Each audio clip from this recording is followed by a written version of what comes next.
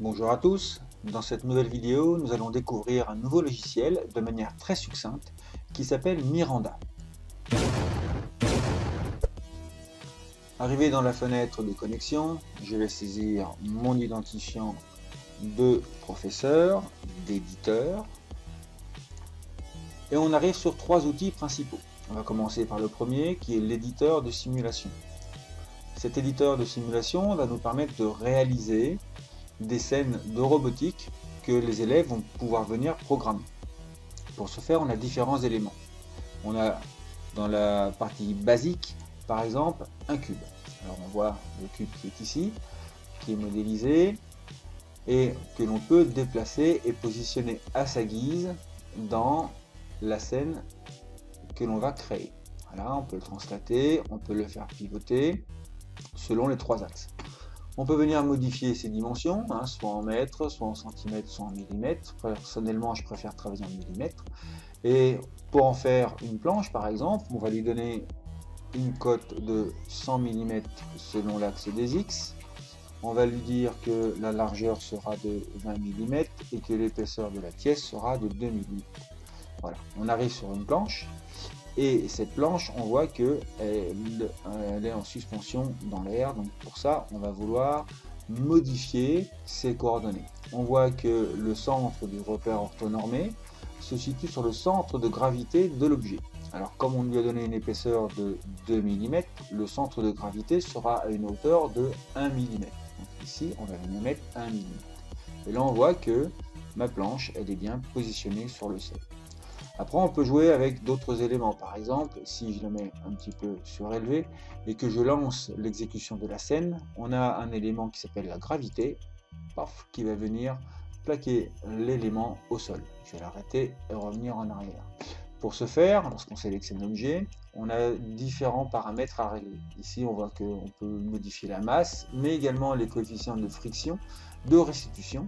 On peut venir nommer différemment, alors c'est le code qui va être utilisé lors de la programmation de la scène, que les élèves ne verront pas. On peut également venir choisir de suivre l'objet, donc par exemple par la caméra qui sera suivie, ou pendant le mode joueur de venir sélectionner, modifier la position de l'objet, et puis différents paramètres comme la couleur par exemple que l'on peut venir modifier à sa guise. Voilà, on va la faire en rose, ça sera très joli. Voilà. Donc on peut venir modifier les éléments comme on souhaite. Pour créer des scènes, on a la sphère, le ruban pour faire du suivi de ligne, un outil texte pour donner des consignes et des indications. Et on a tout un autre tas d'éléments, comme par exemple ceci. Alors, anges et démons, qui sont des petits robots que je n'ai pas encore testés. Des éléments de décor, on va en voir après sur la première scène que j'ai réalisée, des arbres, barrières, caisses, des cônes. On peut venir également trouver d'autres robots, le Codet, Dash. Alors manager, on va y revenir un petit peu après, on voit qu'on a un élément qui est un portique de départ, un portique d'arrivée, un portique avec des cartes. On voit ici qu'on a un contrôle. Alors contrôle, dans les éléments qui sont donnés par défaut sur le logiciel, ils sont utilisés avec le drone Tello. Et on a un élément essentiel qui est le manager. Alors le manager, je ne vais pas en faire une démonstration tout de suite très complète, mais c'est cette grosse pilule, cette grosse pastille que l'on va venir programmer soit en Scratch, soit en Python. Là par exemple ça sera Scratch, on va venir la programmer grâce à des éléments qui vont venir constituer ce qui sera attendu dans la scène de robotique. Voilà, donc là on va dans le manager, on voit les interactions entre les différents systèmes, les différents éléments qui seront intégrés à la scène. Mais on fera une observation plus tard. Qu'est-ce qu'on a d'autre à disposition? Alors, on a bien sûr plein de robots, Mbot par exemple, qui est très joli, qui est bien représenté. Alors, on va le sortir un petit peu. Voilà. On va revenir dessus. Voilà. Et lui aussi, on peut le programmer en Scratch, en Python. Voilà, le robot Mbot. Et on en a plein d'autres. Alors, on a le Miranda Bot, ça on le verra une autre fois. On a le drone Tello, le robot Edison, le robot Lego que j'affectionne particulièrement, le Ozobot et le Timio. Par exemple, le robot Lego, hop, on va en sortir un, le voici. On va essayer de lui donner un autre aperçu. Voilà, donc là il est quand même bien modélisé. Voilà. Voilà le robot Lego, c'est celui que j'ai utilisé dans ma première scène, on va bientôt voir. Et on a fait le tour. Voilà. Alors bien entendu, tous ces éléments, on peut les programmer. Alors là, je suis en mode professeur, mode éditeur de scène, Scratch, et je peux venir programmer mon robot Lego, et on retrouve donc le langage classique. Lorsque le programme démarre, on a les contrôles, les opérateurs. Alors la mise au point, ça c'est un peu plus compliqué, on verra plus tard, et les éléments du robot Lego. Alors là on voit ici que dans le robot Lego, on peut donner une vitesse de rotation à la roue gauche et à la roue droite, bien entendu positive lorsqu'on veut avancer, mais lorsqu'on veut reculer, ou en tout cas faire tourner une roue dans l'autre sens, on va mettre des valeurs négatives. Et on a intégré à ce robot Lego son capteur appelé capteur de distance, qui en réalité est un capteur d'ultrasons, et ça aussi on sera amené à le vérifier. Et on peut exécuter la simulation, le programme qui est fait, voilà, il a ni queue ni tête, grâce à la petite cloche de lecture qui lance la simulation. On va quitter tout ça. Faisons un petit tour sur le robot Mbot. On va venir là aussi en mode Scratch, et on va voir que dans les éléments de programmation de Scratch émulé, on retrouve les mêmes éléments, et dans Mbot on a des éléments supplémentaires. On a bien sûr moteur droite et moteur gauche, on a la LED droite avec les différentes couleurs RGB, RVB ou RG pour green, on a le capteur de ligne avec les deux éléments qui sont le capteur droit et le capteur gauche.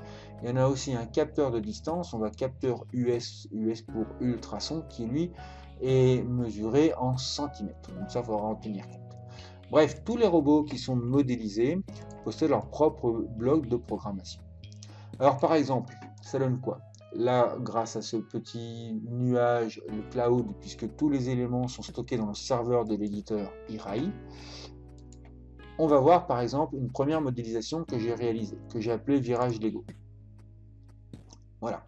Alors on y découvre bien entendu la scène. J'ai créé des planches qui vont constituer une piste de parcours avec 3 portiques, le portique de départ et 3 autres portiques, dont celui qui constituera l'arrivée. On retrouve la pastille Manager. Lorsqu'on clique dessus, on peut voir le contenu. Voilà, donc les différents systèmes, on a bien le Lego en l'occurrence. On va cacher le texte qui est la consigne. Et puis on voit les différentes interactions, lorsque le robot Lego passe la première ligne, le premier portique 1, on va indiquer que le niveau 1 est terminé. Lorsqu'il passe le portique 2, le niveau 2 est terminé, et pareil pour le portique 3. Voilà le type de programmation du manager. On va quitter ça. Et puis on va programmer le robot. Alors j'ai déjà réalisé un petit programme. Lorsque je clique sur le robot, ici ça ira mieux, et que je viens sur Scratch, voilà un premier programme qui a été réalisé, qui sera le programme que les élèves devront constituer. Alors celui-ci ou un autre, il n'y a pas de programme bien défini. Et on peut l'exécuter en mode lecture. On verra ce que ça donne après. Donc voilà un premier aperçu. Après on peut aller beaucoup plus loin. Hop, je vais quitter ma scène, je vais en ouvrir une autre. J'en ai fait une autre il n'y a pas très longtemps. Un suivi de ligne avec le Mbot. Voilà, donc là on a bien le Mbot. On retrouve toujours le manager. Le Mbot est ici, avec une ligne noire qui, elle, doit être suivie par le capteur de ligne, les 2 capteurs de ligne du robot. Les 3 portiques à passer, 1, 2 et 3, des éléments de décor, les arbres pour faire joli, des petits éléments pour éviter qu'on vienne tricher en sortant de la ligne et en ne suivant pas la ligne, en faisant uniquement un programme basé sur la rotation des roues.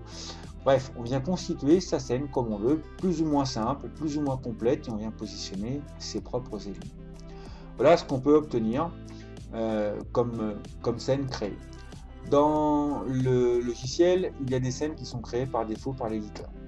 Une fois que vous avez créé votre scène, vous pouvez l'enregistrer. Donc là, on voit la flèche vers le haut, vers le cloud, pour enregistrer sur le serveur de l'éditeur. On peut passer en mode joueur, ici, voilà, et on peut venir programmer. Alors là, j'ai flouté le programme que j'ai réalisé. parce que bien sûr, avant de donner à des élèves, il est préférable d'avoir testé que la scène construite fonctionne correctement. Et là, je reviens en mode édition. Voilà. On va quitter la scène et on va venir ici sur le mode joueur de simulation, qui sera celui utilisé par les élèves. Donc là aussi, on retrouve la scène vierge. On va pouvoir venir chercher une autre scène, par exemple, hop, on va prendre celle-là, une autre scène que j'ai réalisée. Et là, on tombe directement sur le mode joueur, le mode de travail des élèves, avec un nouveau programme, bien entendu, que j'ai flouté, et on peut venir tester le programme. Et là, on voit que le robot avance correctement. Le robot a été programmé avec un suivi par la caméra, le niveau 1 est terminé, et on ne va pas aller plus loin pour le moment. Voilà, rotation du robot, et c'est reparti. Voilà, on va revenir hop, sur l'écran d'accueil. Il reste un troisième outil que je n'ai pas bien exploré encore une fois, mais ça viendra plus tard. Là, on peut venir éditer son propre robot. Alors on a des éléments basiques avec des formes géométriques, on peut en personnaliser, on peut rajouter des capteurs, rajouter des LED et des liaisons mécaniques. Alors il y en a un qui est déjà disponible avec le logiciel, on va charger un système et c'est le robot qui s'appelle Clamp. Voilà. Alors c'est très basique, mais c'est pas mal pour comprendre. On voit que des roues ont été montées avec ici une sorte d'amortisseur de mémoire, le corps du robot qui est fait avec des carrés, des rectangles, et on voit sur le devant deux plaques qui servent de pinces. Donc le robot, c'est un robot qui permet de prendre des objets et qui, grâce à des liaisons, va pouvoir être manipulé. Alors si on regarde bien, là aussi tous les éléments peuvent être paramétrés, dimensionnés, agrémentés. La preuve, si je lance une lecture, la gravité fait son effet et le robot quitte la scène. Apparemment le sol n'est pas droit. Hop, on va l'arrêter et le retrouver. Alors cette partie-là, je ne l'ai pas encore explorée. On verra ça dans une autre vidéo certainement. Je reviens à l'écran d'accueil. Il nous reste un dernier élément à voir, qui est celui-ci, qui est extrêmement intéressant. La page de configuration. Alors, on va trouver ici trois outils. Le premier sera pour configurer des utilisateurs, le deuxième pour configurer des groupes d'utilisateurs, et le troisième, on va commencer par celui-ci, qui permet de partager des scènes. Par exemple, si je veux partager avec quelqu'un une scène que j'ai créée, je vais indiquer au serveur quelle scène je veux partager, et par cet outil-là, la personne à qui je veux partager pourra cliquer dessus et recevoir mon partage. Ça, c'est très pratique pour mutualiser les créations. Après, en tant que professeur, ce qui va m'intéresser, c'est cet outil-là. Configure les utilisateurs. Quand je clique dessus, on va s'apercevoir qu'il y a toute une liste. C'est une liste d'élèves, de mes élèves, que j'ai saisis dans le logiciel. Alors bien entendu, saisir tout ça à la main, c'est pas très pratique. On peut importer un fichier TXT. Il suffit d'exporter une liste d'élèves et on peut l'importer. Alors là, on voit qu'il y a tout un niveau que j'ai saisi, qui n'a pas encore travaillé, mais quand on va plus loin, il y a un autre niveau qui a déjà commencé à travailler sur Miranda. Et là, c'est très pratique. Parce qu'en tant que professeur, je vais voir que tel élève, par exemple, a travaillé sur deux scènes que j'ai mis à disposition. Et là, par exemple, il a fait 10 essais, on a le nombre d'essais, et le niveau atteint, c'est 2 sur 3. Il y a 3 parties qui a passé, il en a passé 2. Il a travaillé sur une autre scène, il a fait 4 essais, et là, sur les 4 parties, il a réussi les 4. Pas mal, non? Et là, l'avantage, c'est que je peux faire ouvrir, et je vais pouvoir observer ce qu'il a réalisé. Voilà, ça c'est une autre scène que j'ai créée. Donc ça, on voit le robot Lego, on voit un décor, il y a la consigne, et lorsque je passe en mode joueur, voilà le programme qu'il a réalisé. Alors là, en l'occurrence, il a un petit peu triché. Il n'a pas programmé tout à fait le robot de manière autonome, il a programmé une interaction avec les flèches du clavier. Donc là, c'est lui qui dirige le robot, comme s'il était télécommandé. C'est pas tout à fait ce qu'on attend. Ça permet d'évaluer derrière le travail de l'élève. Voilà, je vais passer dans le mode où on voit toute la scène et je vais revenir sur ma page d'accueil. Je reviens sur les utilisateurs et ici je peux configurer des groupes d'utilisateurs. Et là on voit que j'ai créé des groupes. Alors le groupe classe 3e 1, 3e 2, 3e 3, etc. Et j'ai indiqué les noms des scènes que j'autorise les groupes d'élèves pour un accès en tant que joueur, en tant qu'élève.